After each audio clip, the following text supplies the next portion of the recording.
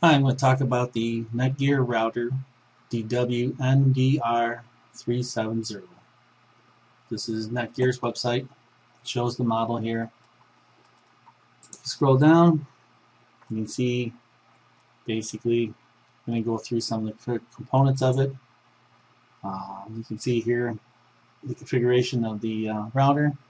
You're going to have your USB, and this particular one gives you the capability to hook up a flash drive, a external hard drive up to 2 gigs so far tested with, and also we're going to be able to use the DSL or cable modem port, which is in yellow, and then you have your 4 gigabit ports, your power on and off. Here's a quick little rundown of the options. And also one of the nice features too, it has the ability to turn on the wireless on and off. I kind of like this, so if you're leaving out of town and you don't want to turn everything off, you still want to have your wire stuff working, you can disable your wireless by clicking a button and the wireless is disabled. So that's kind of cool.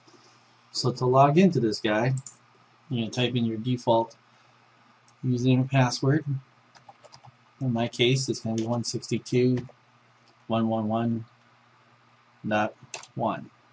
And then you're going to put in your password. So in my case, I'm going to put my administrator user account. One of the cool things I like about this, you can set it up where it'll check for a firmware upgrade. So it'll go out and you can see that I don't have any quick firmware, so which is kind of cool. So a couple quick tabs. You go to basics tabs. This is you can do the initial configuration. You would go in here. If your internet required a login like DSL usually does, you would put that in there. And then you can go in here and scroll down if you're not sure about something. Over here in the help, we'll scroll down and tell you all the different things. So here you can set up your address to be static or dynamic, and same thing with your DNS. Right here I'm using OpenDNS, so I put in my own DNS settings in there. And then if you need to use a MAC address on some installations, you may, when you set up your DSL or cable, they may use the MAC address of the original PC used, so you can type in that in there if you need to, and then you can click apply, and that'll get it going. And then the next basic setup is you got your wireless. So you can set up your 2 wireless. Right here we have the 2.4, which is basically supports VG and N, and you can also set up your security. You can see my password, whoopie-doo, and you can set up the speed, the channel you're broadcasting on, and then you can set up a guest network, which is kind of cool. Basically, this broadcast, and then that guest would be able to log on, and you can give them a temporary password to log in. Very cool. So here I have a hard drive hooked up. So you can see I've got my 2 gig drive plugged in here, so I can edit it. This is the UNC name, so if I want to connect to it, I can connect to it. And then also advanced settings. Here you can see I could set it up with outside address, inside addresses up here on the top, outside, what ports they connect to. And you can set up passwords, so if they want to read to it, they'll need a password, or write. You can set up passwords for those.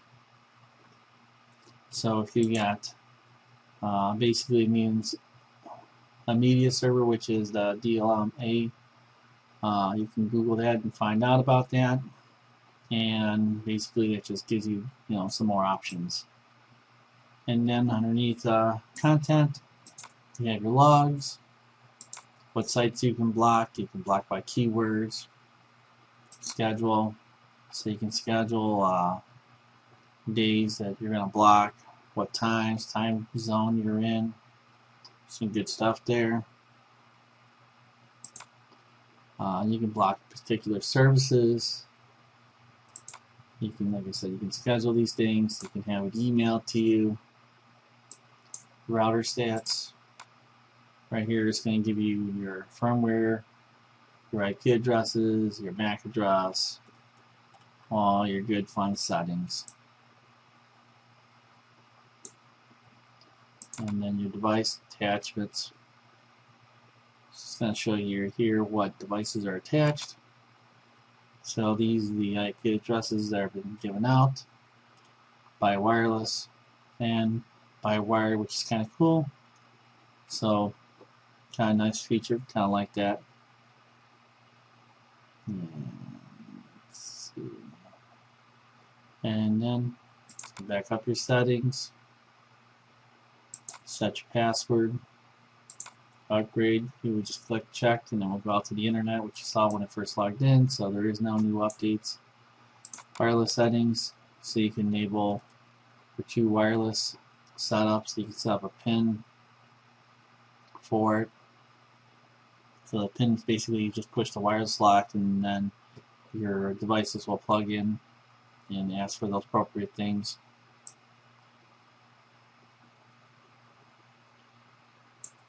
Port forwarding, if you want to forward ports from a inside box to be accessed from the outside, you can do that. Also, if it is universal plug and play, it'll do that with your Xbox. When you fire up your Xbox, it'll go in there and add those particular settings. Your WAN, so if you want to set up a DMZ, disable port scan protection, respond to pings to the internet, you just check this box and it would, do that. You can do NAT filtering, open, secured, different things for like the Xbox. LAN setup. Here's where you set up your DHCP. So you would give whatever address you're using. You can set up exclusions. So here's my block of addresses I'm using. Good stuff. You set up QoS, that basically just prioritizes who has what traffic. Dynamic DNS, if you have a dynamic DNS provider, you can put your username and password in there, and you'll be all set. Router statistics. Remote management, this basically means if you want to access this computer from anywhere on the internet, you could. Or if you want to allow certain computers by IP, you can do that, or you can just allow everybody, however you choose. You can basically enable or disable your USB. You can click which devices you want to approve. The UNP, this basically is for, like the example, like the Xbox. Needs to open certain ports for it to work. There's an example where it turns it on by default. And by a new firmware upgrade, it gives you IP version 6. So you can set up IP version 6, and then you have your web traffic meter, which is kind of cool. You can set up, so like an example, Comcast allows you to have 250 gigs. And then at that point, you get cut off. I can set up the counter. So accounts, I would set up for the first of the month. You can have it where the router kills your internet after a certain, download or upload so much that you used. You can have it where it blinks, lights, disables your internet once you hit that limit. Here, just showing you some statistics of my router. And when you're done, you want to make sure you always click log out. And basically, this is just saying, hey, thanks for using the utility. Hopefully you guys enjoy that, and I will catch you guys later. Thanks.